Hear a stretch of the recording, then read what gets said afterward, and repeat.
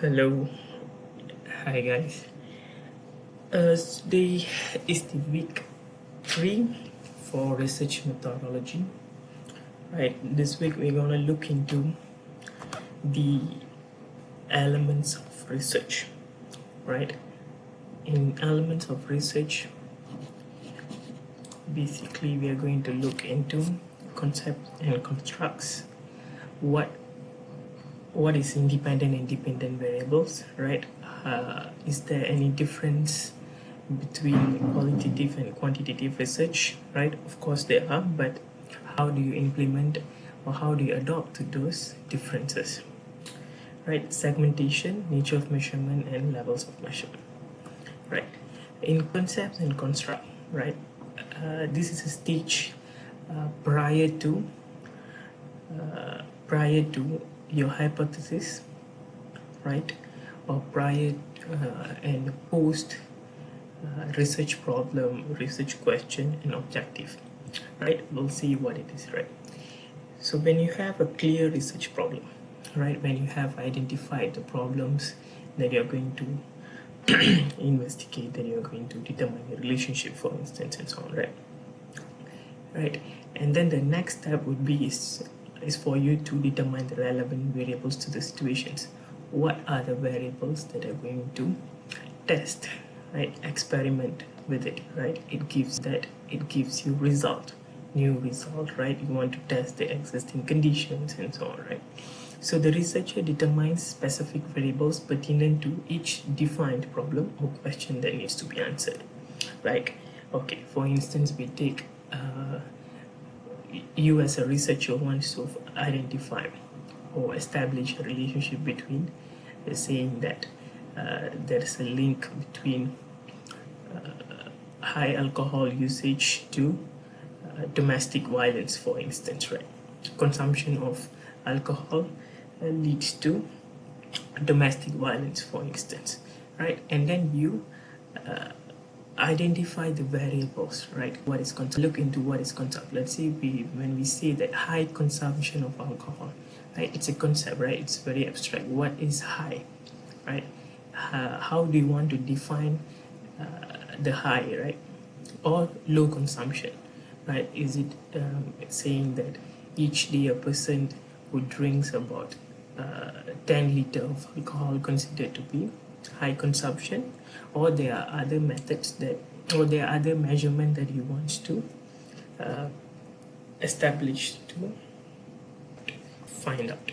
Right, those the things that we call as concepts. Right, or construct. Like so construct concept or ideas about an object, attribute, or phenomenon that are worthy of measurement. Right, if it's difficult to measure, then normally it's in quantitative subject. Right, of course it's emphasized and presses for numerical evidence, statistical evidence. So numbers are very important. If you cannot measure those variables, then it will be difficult for you to provide an analysis or statistical evidences, for instance. Right, after your research question has been formulated, right, you can choose and formulate the concept and construct that are considered important for the problems. Right, as I like the example that I've mentioned earlier. So and then you formulate your hypothesis. Right, saying that factor A might be influencing factor B, or factor A might not be influencing factor B, and so on. And then formulation of variables. Right, which variables are considered measurable. Normally it's not a sequential process. Does not say, it's not a step-by-step process that you always have to come up with concepts and then go. It can be simultaneous, or it can be interchangeable. Either one can come first and so on. Right, so it's not in order. Right, so one is explore the nature of the problem, and then next is you have to define the variable relationship. Right, as a researcher, the research problems range from simple to complex. Right, sometimes the question is easy, right, quite easy for you to come up with an answer, for you to conduct research, right, depending on the number of variables. right? Sometimes you only have 2 or 3 variables at the maximum, right? Or sometimes you might have more than 3 variables. Then you have a lot of experiments to be done. You have to do continuous experiments or investigations and so on, so that you might so that you will be able to establish the relationship. If you can understand, you will be a problem, you will be able to understand to better develop a solution. Let's say as a researcher, right? You yourself doesn't have a clear grasp, right? A strong grasp over your subject matter, right? Then it would be very problematic when you want to develop a solution, right? Come up with research questions, the way you want to conduct research, and all those things will be affected, right? Let's say a mechanic doesn't know the mechanism of repairing a car, for instance. It will be very difficult, right? So define the variable relationship, right? Determining which variables affect the solution to the problem, right? Determining the degree to which variable can be controlled, and then determining the functional relationship between variables and which variables are critical to the solutions of the problem, right? So by having a concepts, right, changing them into variables, right? We'll look into what are variables, right? The different level of variables involved in research, all right? So a concept, right? Basically, the main difference between a concept and a variable is its measurability, right? Concepts are basically mental images, right, or perceptions, and therefore their meanings vary, not vary, vary, V-A-R-Y, supposed to be vary, markedly, individual to individual, right? The way I understand or perceive academic achievement, right, or the way I perceive beauty, for instance, might be different from another individual, right? So that difference is in perception and also interpretation, right? So since it's different, there are differences in perception, so the way we measure or put them into measurable context, the measurement scales used to measure these concepts are also very different. So therefore you have to establish what we call is operationalizing those concepts into working definitions, something that you can measure, right? If you say high academic achievement, so there are examples later, right? So let's say there are academic achievements. Are we considering academic achievement if only a person managed to get an A in all subjects, right? Is that considered as high academic achievement, right? Or the concept of successful, being successful, right? I might say that academic achievement plus individual talents are considered as being successful, right?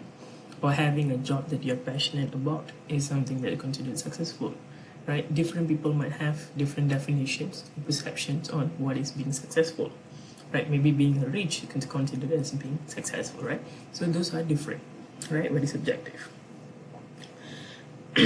So when it cannot be measured when the concept cannot be measured, so you convert them into variables, right? Variables are subjected to measurement, right? We'll look into that later. So these are some examples of concepts, right? Effectiveness, satisfaction, impact, and so on and so forth, right? So they are subjective impression, right? Impact of e-learning, for instance, right? It's very subjective. Maybe from the perspective of a lecturer, it's different from the perspective of a student, right? And no uniformity to understanding among different, right? It's because it's subjective. So because it cannot be measured, then we are converting them into variables, right? A concept is an abstraction formed from generalization, right? We have gone through all this. So what are four concepts, right? The challenge to develop concept that others will clearly understand, right? Basically, the concepts are formulated from your research questions, objective, right? Trying to put it into experimented, right? Trying to be placed so that we can test it out. All right. So what about construct? All right. Before we go into variables, what is construct? Right. It is an extension of concept. All right. Typically, the most abstracted level of a concept. Right. So are deliberately and consciously created. Right. It has a specific scientific purpose or systematic. Right. Like for instance, personality. Right. It's much more difficult for us to visualize or what do you call convert them into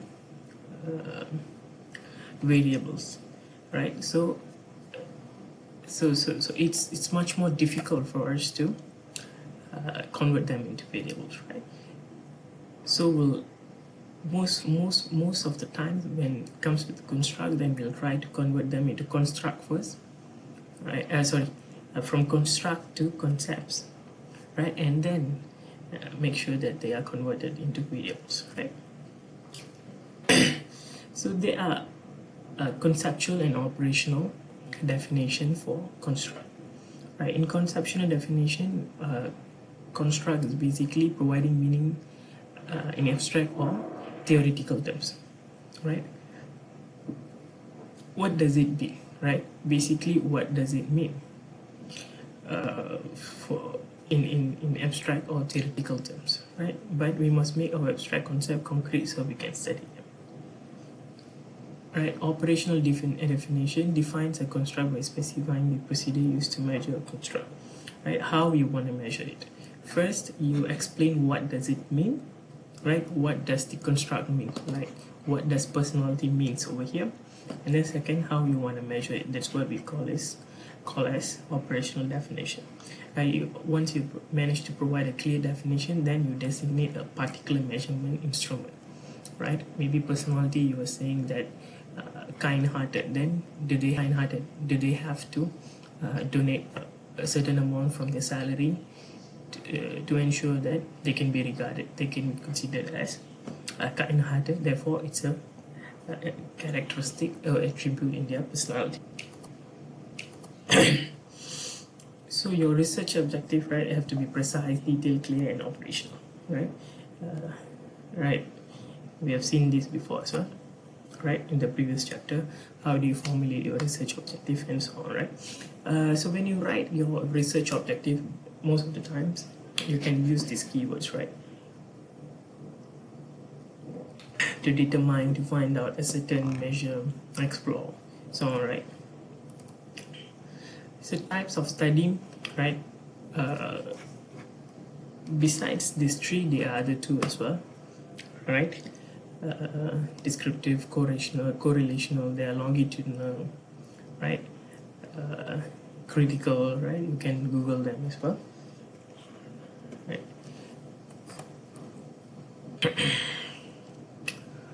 Right. Constitutive and operational definitions, right? An operational definition, right, assigning meaning to concept or to variables by specifying the activities or operations necessary to measure it and evaluate the measure, right? These are basically defining what is, how do you operationalize the concepts and construct, right? Okay, this is an example, right? How do you want to convert the concepts into variables and then making them into working definitions, right? Taking an example, right? We have this concept of rich and being poor. So what are the indicators, right? How do you want to indicate a person is either rich or poor, right? So you have these two indicators, right? Can be income and then value of all assets. How much do they earn and what are the assets do they possess, right? So you want to make sure that the variables are measurable, right? So what are the income per year? So you standardize them with both of the concepts, rich and poor. So let's say you don't want to take per year, you want to go for per month. It's up to you, right? And then total value of their assets, home, car, boat, investment, and etc. and etc. Right? Right. So a person is considered rich, right? How do you want to define that? Right. This is the working definition. How a person is considered rich. Let's say the income is more than 200,000 per annum. They are considered as rich, for example, right? And their total value asset amounts up to 200,000, for instance, right? 2 million, for instance, right? So this is how you define your concepts. Again, an example of high academic achievement. What are the indicators that may indicate a person has an high or low academic achievement? So you want to take into account their performance in examination, practical work, industrial trainings, tutorial presentations, right? And then you evaluate their overall performance. So the indicators. So how you want to convert them into variables, right? Marks, looking into their marks, right? And then you'll establish that a person is considered high achiever if the marks in examination is more than 85%. The marks in practical work is more than 85%, right? So these are this is an example, right? Okay, variables. Right, usually we all make value judgments constantly in our daily lives, right? We claim the food is excellent. Right? I did not sleep well last night, do not like this, think this is wonderful, and so on and so forth, right? When people express these feelings or preferences done on the basis of certain criteria in their minds or in relation to their expectation, right? Right, as I told you earlier, right? Each and every element mentioned here is different from one to another, right? So if I say that the food is excellent, maybe I'm into a food that is spicy, right? What about you, right? Are you inclined to food that are spicy? Maybe not, right? Maybe yes, right? So these are subjective interpretation, right? So in professional context, right, that's more on your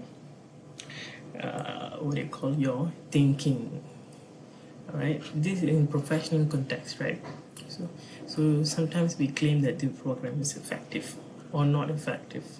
We are providing a quality service to our clients, right? This e-learning method is effective, right? What do we mean by being effective or not effective, right? Previously we see there's a concept, and then you look into the indicators and then convert them into variables and then operationally define them.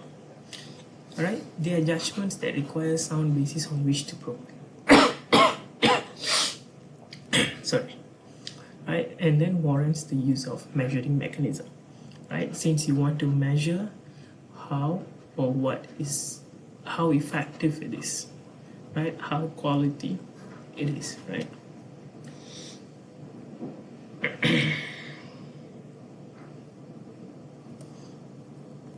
Right, so an image, right, or perception, a concept of measurement, capable of measurement, right? Therefore they are capable of taking on different values, right? So it is called as variable, right? It's basically redundantly, right?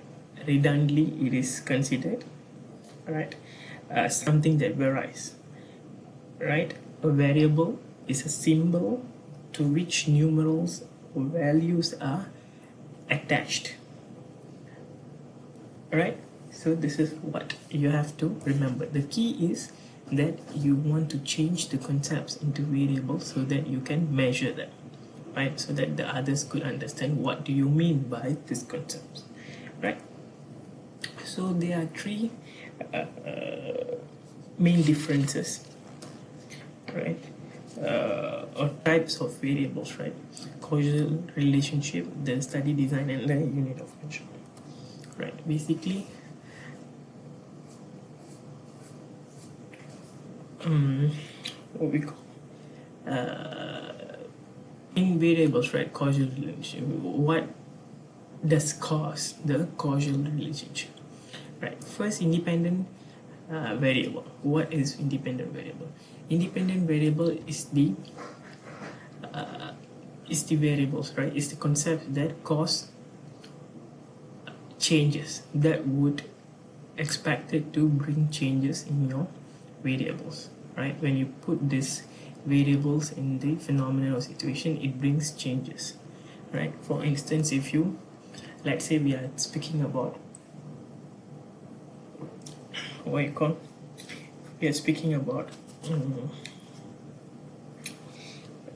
effectiveness of a health program, for say, right? What are the independent variable would be? Maybe the number of doctors available in a health facility, for instance, right? So how many patients are treated, therefore, right? How many patients are cured? How many patients could visit the doctors in a day, for instance, right?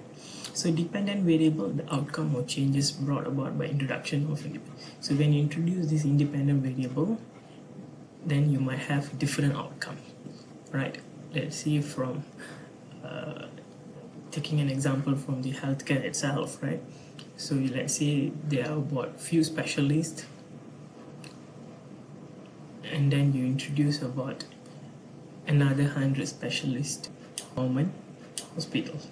Then you see there's a change in number of patients that has been cured drastically, for instance, right?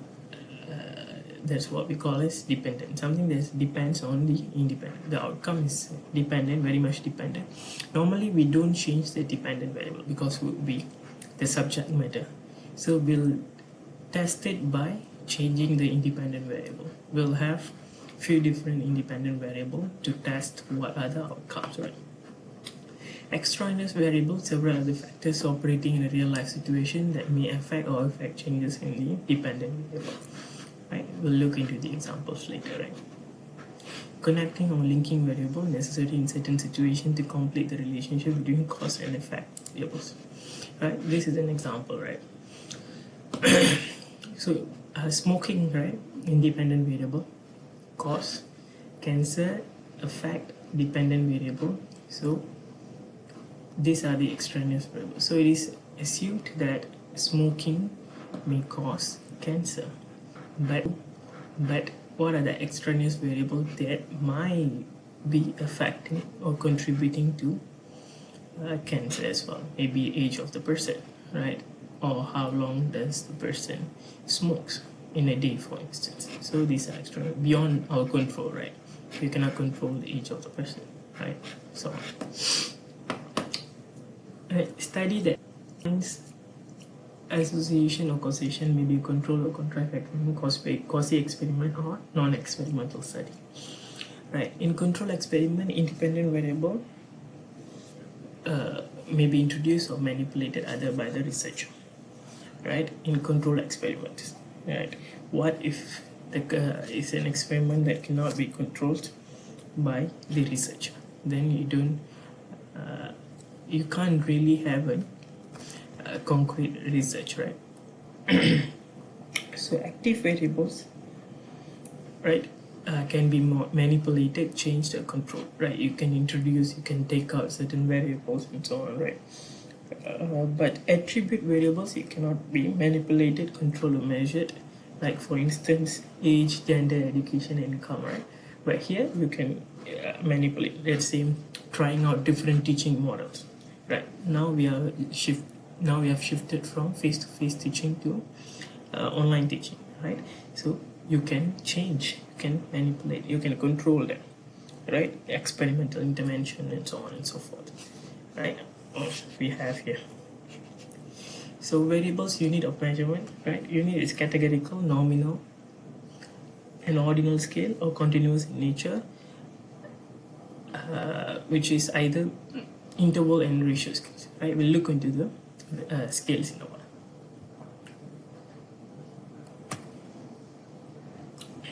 So what are the major differences when we talk about concepts and constructs in qualitative and quantitative research? All right, as you can see here, right, qualitative research looks more on interpretation, right? It's subjective in interpretation, right, and so on and so forth, while quantitative is more on numerical, right? It's more statistical evidences, right? So these are the major differences, right? Okay. Now segmentation, right? Segmentation is basically used for marketing research, audience research, right? Mostly used by corporate companies and so on, right? Major companies, major corporate companies and so on, right? You divide the market, right? Basically you divide the audience or divide the buyers, the viewers and so on, right? Into distinct subsets of customer. Maybe gender, maybe sex, right? Maybe income, right? Maybe the demographic qualities and so on, right? Right, segments members are different between segments but similar within, right? Basic differentiating your product and marketing effort to meet the needs of different segments. Right, primary characteristics of segments, right? Bases or descriptors, right? Characteristics that tell us why segments differ, right? Maybe the needs of people of different gender, preferences, decision processes might be different, right? Or maybe age group, right? Maybe the youngsters are into gadgets and so on, but the elderly people might be more on medical needs and so on, right? So different needs, different preferences. Descriptive characteristics they help us to find and reach the segments, right? As I told you, maybe the fashion, right, is more interested by different segment of group. Right? Maybe as a student, your preferences might be more on educational materials lah. Let's say we believe that, okay? We assume that students they are more inclined to buy educational materials, books and so on, right? So different segments have different preferences, different needs. So from there, right, so what are the steps we need in a segmentation study? First, articulate a strategic rationale for segmentation. Why are we segmenting this market, right? Is there a necessity for you to do that, right? If yes, why, right? Select a set of needs-based segmentation, right? This would be the most useful step, right? It would be useful and also rational thing to do, right? You just want to differentiate them according to let's say their gender, and then you find that the needs are not similar just because they belong to the same gender. Then you might fail in achieving your objective, right? So it means that you have to do multiple layers of segmenting, right? Clustering them according to their needs and preferences. I select a cluster analysis, right? Group customer into defined number of different segments. Choose a segment that would best serve the firm's strategy, right? Nature of measurement, right? The frame into which we wish to make everything fit, right? These are the definition, right? Right. Basically, in qualitative, right, we won't focus much on the other two scales, right? Measurement scale, interval or ratio, right? Maybe you might categorize them according to nominal or ordinal, for instance, maybe according to the demographic things, right? But this would not be your main objective, for instance, right? Interval and ratio considered to be more refined, objective, and accurate. Right? Nominal and ordinal scale are considered subjective and hence not as accurate as they do not have unit of measurement per se.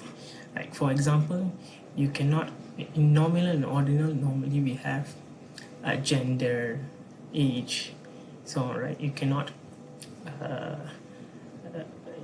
you cannot put them in measurement, their place of living, for instance, right? Okay. Right, so nominal scale, two primary ways in which nominal scale data can be collected.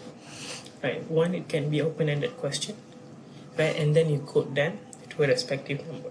Right, maybe you want to ask them where do they live, right? Here we have an example, right? Supposed to, sorry,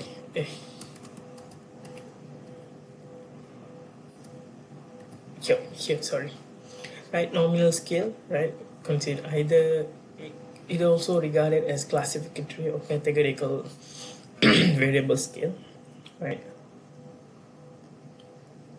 used for labeling variable into distinct classification, doesn't involve a quantitative value order, right? Why do we say so, right? Where do you live, for instance, house, car, tree, right, or KL, Penang, and so on, right? So it doesn't mean much, right, that you can measure them, right? It's just for your data. It's there to accumulate your data, right? Some basic background information about your respondent, right? Gender, car, and so on. Right, two primary ways in which nominal scale data can be collected would be open-ended or multiple choice question, right? Can be about their job, for instance, right? Their educational qualification and so on, right? And then you label them by yourself if it's open-ended question. If multiple choice question, you just establish, like here, right? You already mentions the answer. You have to tick. Ordinal scale or ranking scale has the characteristic of nominal scale as well. Usually will be arranged either in ascending or descending order. All right, it's to depict the order of variables and not the difference between each of the variables, right? For example, your income can be measured either quantitatively or qualitatively by using subcategories above average, average, below average, right? If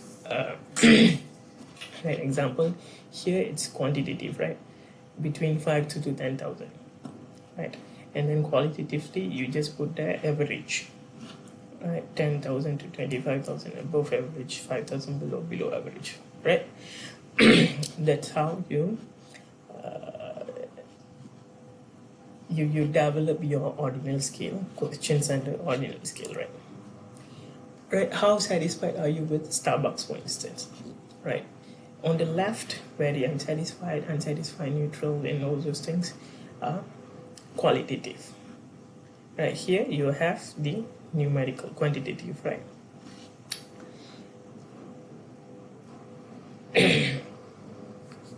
Right, the order is relevant to the result, it's your naming, right? Which is basically for you, this once it entered into ordinal scale, it's very much closer to your research questions, right? These are the information that you want to extract from your respondents so that you can do your analysis later, right? So ordinal scale quantitative values are linked to ordinal variables, but arithmetic evaluation cannot be conducted on these variables, right? Why is it so, right? The difference between variables cannot be calculated, right? So what the example is basically,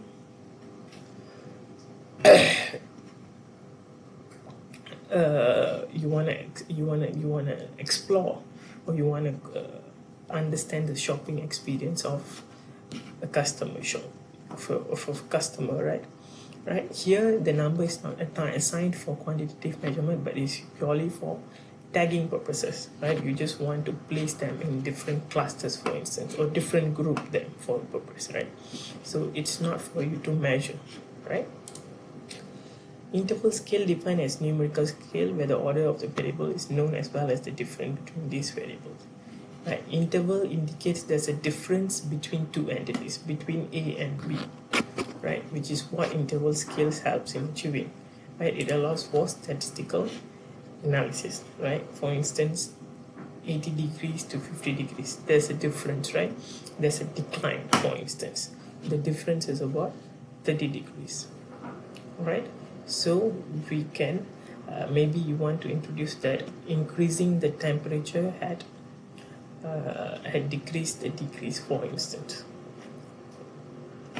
right? Something that you can evaluate using number, right? What is your family income, right? The temperature in your city. These are the things that you can evaluate using a interval scale, right?